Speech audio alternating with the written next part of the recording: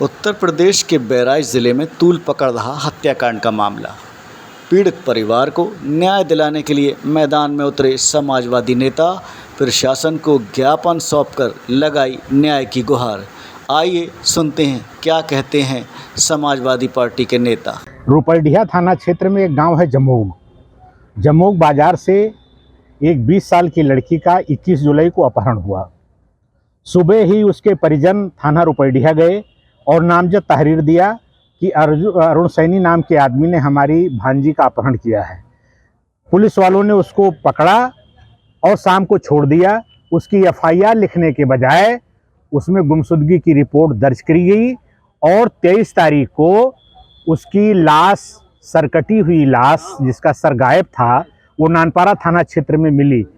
तो इस तरीके से जघन्य अपराधों की भी एफआईआर थानों में नहीं दर्ज होती है और बलात्कार, हत्या जैसे मामले, महिला अपराध जिले में चरम सीमा पर है।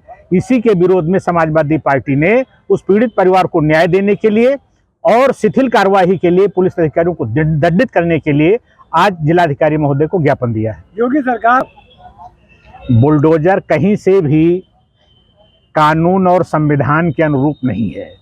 ये तो जोगी जी अपने विरोधियों को और एक परसेप्शन देने के लिए, चूंकि अयोध्या भी हारे हैं, अंबेडकर नगर भी हारे हैं, तो और चुनाव वहां उपचुनाव होना है, इसलिए एक परसेप्शन देने के लिए योगी जी से मैं मांग करता हूं कि जितनी भी बहन बेटियों साथ बलात्कार हुआ, सबके घर क्यों नहीं जाते, सबके यहाँ बुलडोजर क्यों नहीं चलाते। और उस परिवार ने तो मांग किया है कि डीएनए टेस्ट कराया जाए। जब वो पीड़िता है, उसके पेट में बच्चा है, तो परिवार तो चिल्ला चिल्ला कर कहता है अगर इंसाफ आपको करना है तो डीएनए टेस्ट करा लीजिए।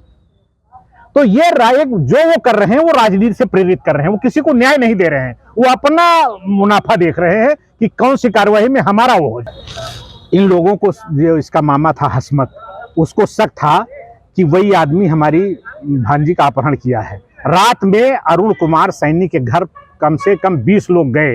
वो रात में 2 बजे अपने घर पर मौजूद नहीं था, घर वालों का नहीं आया है। वहां से फिर वो लोग लौट आए, फिर 4 बजे गए तो वो नहा रहा था अपने घर पर। हत्या करने के बाद आया था और नहा रहा था, और उसके बाद ये लोग थाने गए, उसके नामजद तहरीर दिया, उसको फड़वा करके वहां के कोतवाल ने दूसरी तहरीर लिखाई गुमशुदगी की। अगर उस दिन उसको पकड़ करके छोड़े ना होते तो उसकी हत्या होती ही ना, या होती हुई थी तो वो कम से कम सबूत, लाश तो मिल ही जाती।